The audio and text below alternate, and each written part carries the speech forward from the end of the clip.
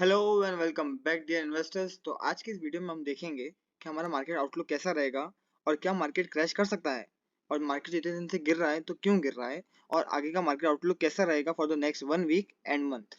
तो चलिए वीडियो को स्टार्ट करते हैं।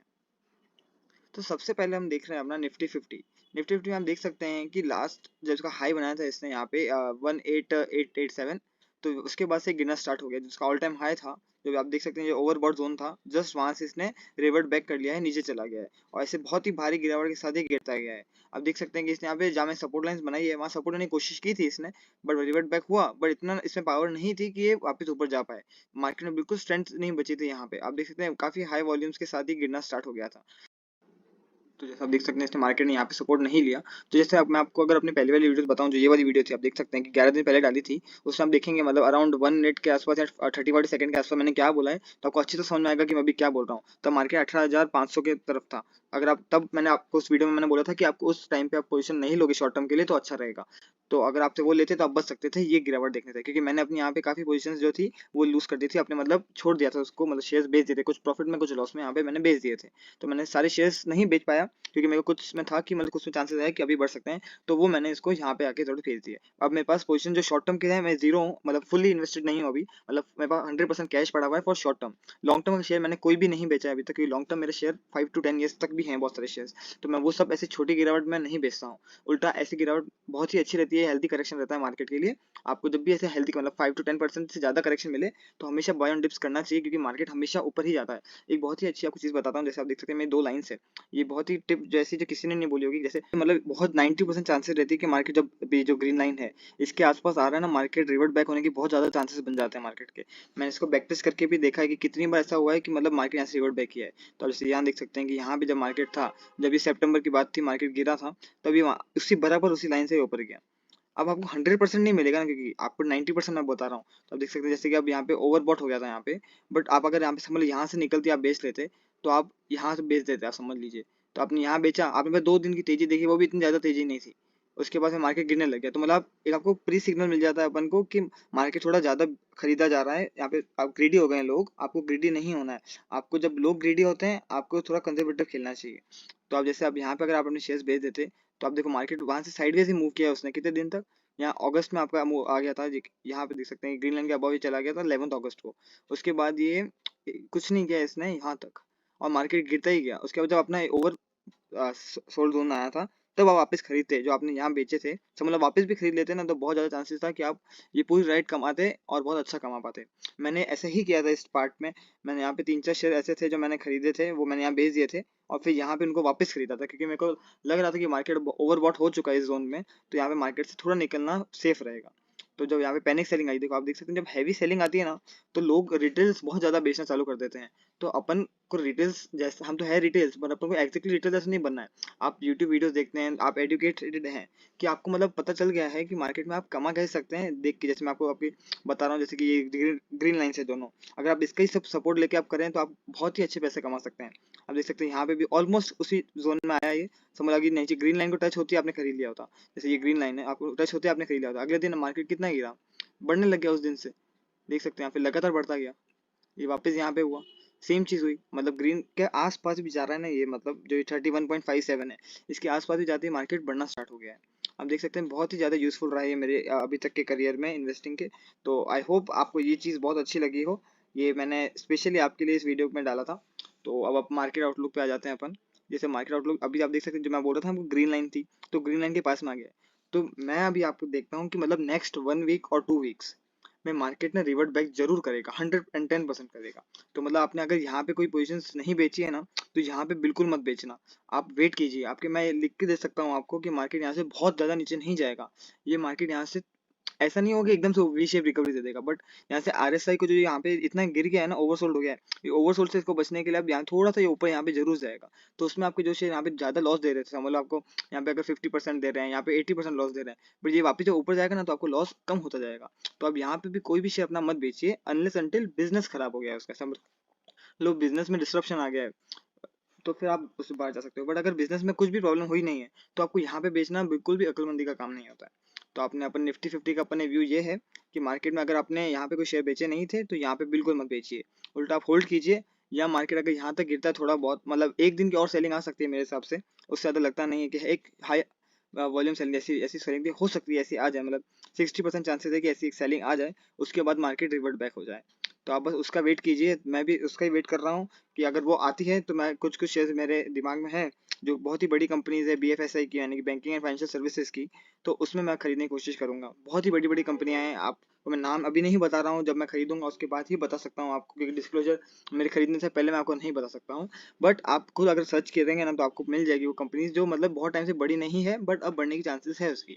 तो निफ्टी 50 का व्यू यही है कि यहाँ पे अगर यहाँ सपोर्ट लेता है, यहाँ तो यहाँ एक दिन बड़ी रेड कैंडल आती है, उसके बाद ऊपर जाता है, तो अपन के पास ये रहेगा कि मार्केट ऊपर जा सकता है in the next 2 weeks and 3 weeks. The next we have is Bank Nifty. Bank Nifty का भी व्यू मेरा ऑलमोस्ट यही था, तब कि बैंक बहुत ही ज़्यादा ओवरबॉट हो चुके हैं उस जोन में। तो आप अगर बैंक से थोड़ा बहुत अगर प्रॉफिट बुकिंग कर सकते हैं तो जरूर कीजिए, मैं तो कर रहा हूँ। बट मैंने सारे बैंक्स नहीं बेचे थे, बट मेरे को अब लगता है वो मैंने गलती की कि मैं अगर सारे बैंक्स बेच देता जितने मैंने खरीदे थे, तो मैं ये जो लॉस हुआ ना यहाँ पे, मतलब मेरे काफ़ी सारे जो शेयर थे यहाँ खरीदे थे, कुछ यहाँ खरीदे थे, उसमें अब थोड़ा बहुत लॉस दिखना स्टार्ट हो गया है। तो ये मेरी गलती थी, बट अब अपनी गलतियों से ही सीखते हैं। तो अगर मैं इससे मैंने से आपको सिग्नल दिया था यहाँ पे कि बैंक से थोड़ा सा बाहर निकल जाइए, कि बैंक में चांसेस ज़्यादा हो रही है कि बैंक बहुत ज़्यादा लोग खरीद रहे हैं। तो जब लोग खरीद रहे हैं अपन को थोड़ा थोड़ा अपना पोजीशंस कम लूज कर देनी चाहिए, कम कर देनी चाहिए। तो उसके बाद बैंकिंग का सेक्टर का अपन को ये लगता है कि बैंक थोड़े और गिरेंगे, जैसे ओवरसोल्ड जोन में जाएंगे उसके बाद ही रिवर्ट बैक आएगा, एकदम से लगता नहीं है अपन को रिवर्ट बैक आना चाहिए इसके अंदर। तो बैंक्स अभी आप पोजीशन मत लेना फ्रेश, थोड़ा वेट कीजिए करेक्शन का, अच्छा खासा एक 5% मिनिमम 5% का अगर यहाँ से करेक्शन आता है तो बहुत ही यूजफुल रहेगा आपके लिए for the long term. In sense long term तो नहीं, mid term, in 6 month and 12 month के लिए बहुत अच्छा रहेगा। और बैंकिंग एज अ सेक्टर आपकी पोर्टफोलियो में होना ही चाहिए। देखो जैसे मैं कुछ शेयर थे जो मैंने यहाँ पे लॉन्ग टर्म के लिए खरीदे थे ना, मेनली वो सब शेयर है जो मैंने यहाँ पे बेचे नहीं है। बट हाँ, कुछ शॉर्ट टर्म के शेयर भी थे जो मैं यहाँ पे, जैसे कर्नाटका बैंक था, वो मैंने यहाँ पे बेचा नहीं था। तो अब अभी मैं बेच नहीं रहा हूँ क्योंकि मेरे को लगता है कि थोड़ा सा और गिर के बढ़ जाएगा तो कर्नाटका बैंक भी बढ़ जाएगा। तो next we have CNX IT। IT जैसे अब कोरोना की चल रही थी तो आईटी में बीच में थोड़ा बूम आया, मतलब जैसे 3-4 दिन ऊपर जाता है उसके बाद फिर नीचे चला जाता है। तो आईटी पे आप थोड़ा देखिए, जैसे अगर आपको मैं दिखाता हूँ कि अगर इस जोन से ब्रेकआउट देता है, ये देखो ये ऐसे lower highs and lower lows कर रहा है ना, अगर इससे ब्रेकआउट देता है यही यहाँ पे देखो, अगर यहाँ से ऊपर जाता है और फिर इस जोन से ऊपर जाने लग जाता है, यानी कि 2, 8, 9 एंड 7 से ऊपर जाता है, तो आप अपनी फ्रेश पोजीशन बनाने की सोच सकते हैं आईटी कंपनीज में। बिग आईटी नहीं बोल रहा हूँ मैं, मिड कैप आईटी की बात कर रहा हूँ। मिड कैप आईटी ज्यादा यूजफुल रहेगा अगर आप अपनी पोजीशन बनाते हैं उसके अंदर तो। So next we have is private banks, जो सेम एज बैंक निफ्टी अपन मानेंगे कि थोड़ा करेक्शन ड्यू है इसमें भी, उसके बाद ही मार्केट ऊपर जा सकता है निफ्टी बैंक, मतलब प्राइवेट बैंक से, यानी कि HDFC bank, Kotak bank, ICICI bank. तो इन सब पे आप अभी हाल ही में अगर पोजीशन लेना चाह रहे हैं तो प्लीज प्लीज मत लीजिए। बट फिर भी मैं सिर्फ मेरे ऊपर मत जाइए आप, मैं आपको सिर्फ टेक्निकल्स के हिसाब से कि टेक्निकल्स एंड चार्ट्स क्या बोल रहे हैं मैं उसके हिसाब से आपको बता रहा हूँ। बट आप अपना ड्यू डिलिजेंस जरूर कीजिए क्योंकि मैं रजिस्टर्ड इन्वेस्टमेंट एडवाइजर नहीं हूँ। So next we have CNX metal. Metal में देख बहुत ही हैवी सेलिंग है ये, मतलब कोई छोटी मोटी सेलिंग नहीं दिख रही है। तो चांसेस बहुत ज़्यादा है कि मार्केट यहाँ तो थोड़ी दिन यहाँ कंसोलिडेट करके रिवर्ट बैक करेगा। देखो ऑलमोस्ट सब सेम जोन में है, मतलब जैसे कि अगर बस थोड़ी सी मतलब एक गिरावट की जरूरत है, यहाँ तो एक ऐसा दिन चाहिए जिस दिन अपन गैप डाउन ओपन होए और वहां से मार्केट रिवर्ट बैक कर जाए। तो वो दिन मेरे को लग रहा है मंडे, ट्यूसडे या वेनेसडे में से कोई एक होगा जिस दिन अपन गैप डाउन करेंगे बहुत ज्यादा, उसके बाद मार्केट उस दिन से रिकवर करना स्टार्ट हो जाएगा। उस दिन मतलब अगर 2-3% माइनस में खुलता है तो मार्केट जाके प्लस में बंद नहीं होगा, ऑलमोस्ट -0.4 या 0.5 तक रहेगा। तो वो दिन अपने लिए बेस्ट रहेगा कि अपन को वहां से पता चल जाएगा कि मार्केट यहाँ से रिवर्ट बैक होने की बहुत ज्यादा चांसेस है, ऑलमोस्ट 80% चांसेस है। अगर वैसा दिन अपन को मिलता है कि माइनस अगर -2 या -3 में अगर ओपन होता है, गैप डाउन ओपन होता है, तो और फिर मार्केट थोड़ा थोड़ा ऊपर चला जाता है उस दिन में, मतलब ऑलमोस्ट 0.5 तक पहुंच जाता है माइनस में, तो वो दिन अपने लिए बेस्ट होगा। So next we have CNX auto. CNX auto almost supports पे आ रहा है अपनी, आप देख सकते हैं ओवर सोल्ड जोन में पहुंच चुका है ऑलमोस्ट। मैंने इसमें बनाया नहीं है ग्रीन लाइंस क्योंकि ग्रीन लाइंस बनाने में थोड़ा टाइम लगता है, जैसे आपको मैंने निफ्टी की बताई, आपको अगर वो अच्छी लगे तो जरूर बताना। मैं और में भी बना, जैसे निफ्टी ऑटो में भी बना दूंगा, इन सब में बना दूंगा, जैसे कि अपन को पता चलता रहे कि मार्केट कब ओवरबॉट या ओवर सोल्ड हो चुका है और कौन सी जोन है जहाँ से रिवर्ट बैक कर सकता है। मेरे हिसाब से ये जो मैं सपोर्ट जोन बनाई है यहाँ पे, यही इसका सपोर्ट अच्छा है, बहुत ज़्यादा अच्छा सपोर्ट है, यहाँ से रिवर्ट बैक कर सकता है। तो मतलब ऑटोज अब में आपकी अगर पोजीशन नहीं है तो ऑटो कंपनीज के बारे में सर्च कीजिए, कुछ कुछ ऑटो कंपनीज बहुत ही अंडर वैल्यूड लग रही है आज के ज़माने में। तो नेक्स्ट वी हैव FMCG, जो बहुत ही अच्छा चल रहा था, अब जैसे मार्केट गिर गया उसके बाद से इतना नहीं गिरा है, तो मेरे को लगता नहीं है ये इतना ज़्यादा गिरेगा। अगर मैक्स गिरावट आएगी इसकी तो यहाँ पे 43408 से ज़्यादा नहीं आनी चाहिए, तो वेट फॉर दैट, अदरवाइज अभी तक ये इतना स्ट्रॉन्ग नहीं है। So next we have CNX pharma, जो मतलब ऑलमोस्ट कोविड रिलेटेड न्यूज आती है तो बढ़ जाता है, कोविड रिलेटेड न्यूज नहीं आती तो गिर जाता है। तो इसमें आप अभी अपनी पोजीशन मत बनाइए अनटिल अनलेस एक पर्टिकुलर ट्रेंड आपको दिख जाए। तो आप देख सकते हैं कि इसका आरएसआई कितना वो है, मतलब कुछ बता ही नहीं रहा है कि मार्केट कहाँ जा सकता है। तो आप इसमें वेट कीजिए अगर आपको फ्रेश पोजीशन बनानी है तो। मैं अगर अपनी पोजीशन बनानी होगी तो मैं इसके ऊपर या इसके ऊपर, मतलब मैं समझ 20% पोजीशन अपनी इसके ऊपर बनाऊंगा एंड उसके बाद 50% और इसके ऊपर बनाऊंगा, और जो रेस्ट पोजीशन है वो मैं इसके ऊपर बनाऊंगा, मतलब जो नेक्स्ट हाई है इसके ऊपर बनाऊंगा।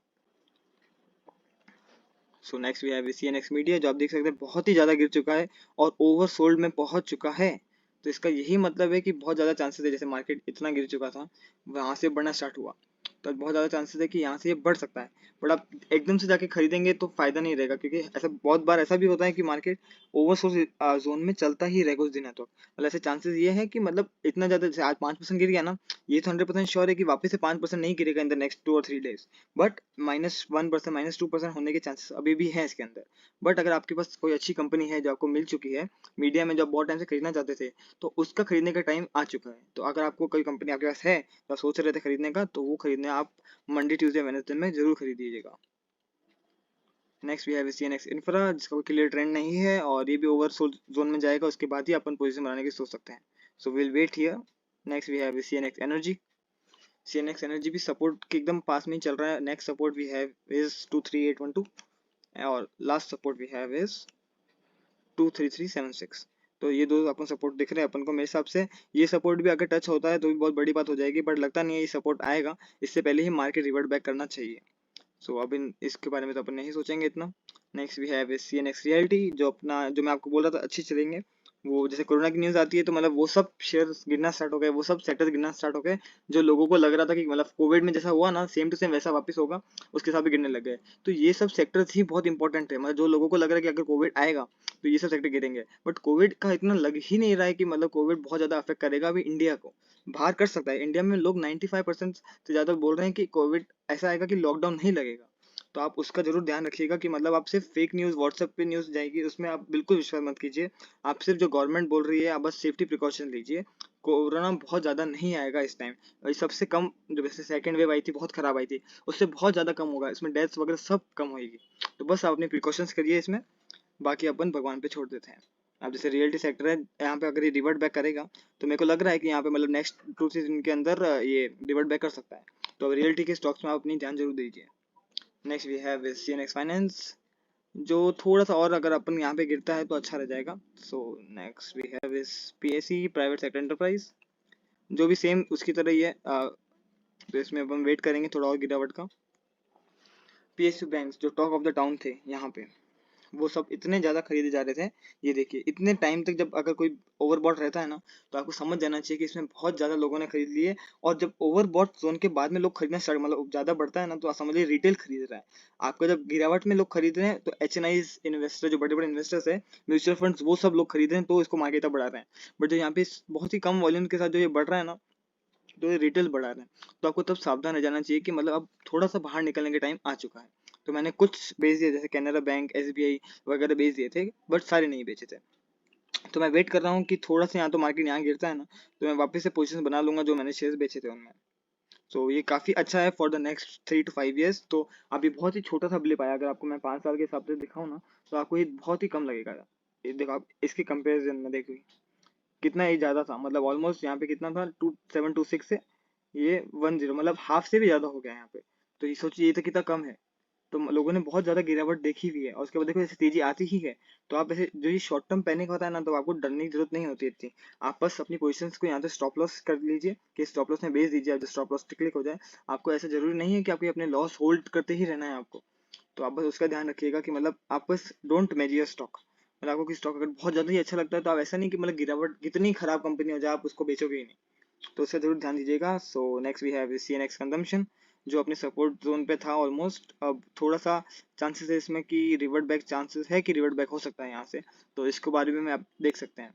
So next we have CNX commodities, जिसमें बहुत ही बड़ी कैंडल आई है, वाइड रेंज कैंडल है। तो चांसेस है कि थोड़ा सा और मतलब ऑलमोस्ट ओवरसोल्ड जोन के आसपास आते ही ये रिवर्ट बैक कर लेगा, जैसे यहाँ से रिवर्ट बैक किया था। मतलब जैसे ये सेम कैंडल मेरे को लगती है कि ऐसा ही होगा कि मतलब जैसे एक बड़ी कैंडल आई, उसके बाद छोटी कैंडल आएगी, फिर लास्ट एक बड़ी कैंडल आके मार्केट बढ़ना स्टार्ट हो सकता है तो बस अपन उसी का वेट करेंगे, उसके बाद अपन फ्रेश एंट्रीज लेने की सोच सकते हैं इसमें। तो बस ये अपन सारे सेक्टर्स हो गए अपने। तो बस अपना मेन आउटलुक मार्केट का यही था कि मार्केट में ना डरने की बात नहीं है, मार्केट में करेक्शंस आते रहते हैं, हर बार मार्केट में करेक्शन आए तो हर बार मार्केट ऊपर भी ही गया है।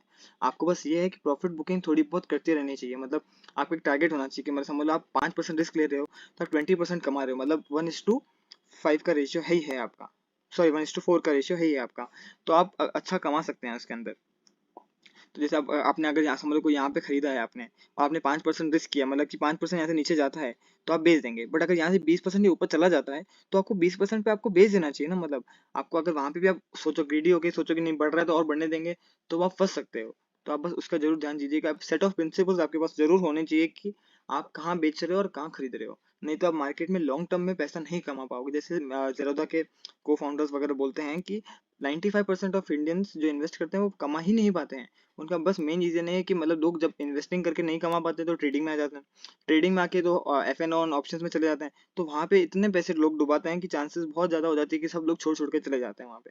तो वो अपन को नहीं करना, अपन अच्छे एडुकेटेड इन्वेस्टर बन सकते हैं अगर आप एक पर्टिकुलर रूल्स को फॉलो कीजिएगा तो बस आज के लिए इतना ही था। आप आई होप आपको ये एडुकेटेड वीडियो था, आपके लिए बहुत अच्छा रहा, आपको ये वीडियो अच्छा लगा। अगर आपको ये वीडियो अच्छा लगा हो तो प्लीज प्लीज प्लीज वीडियो को लाइक कीजिए, सब्सक्राइब कीजिए और मेरे चैनल को कुछ और लोगों तक शेयर कीजिए, जैसे और लोग, जैसे आप समझ रहे हैं जैसे जो ग्रीन लाइन वाला था, ऐसे और लोगों के पास किसी को पता नहीं होगा, ये मैं आपको लिख के दे सकता हूँ कि किसी को पता नहीं है कि जो मैंने ये 78 पे और 31 पे ग्रीन लाइंस बनाई है वो कितनी अफेक्ट करती है। आप अपने पूरा बैक टेस्ट करके देख लीजिए भले, ये बहुत ज्यादा काम आएगी आपको in the very long term.